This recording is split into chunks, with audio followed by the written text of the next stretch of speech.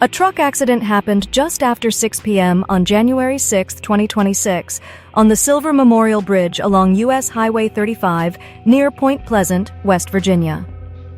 Authorities say a semi-truck carrying refrigeration units overturned, injuring the driver.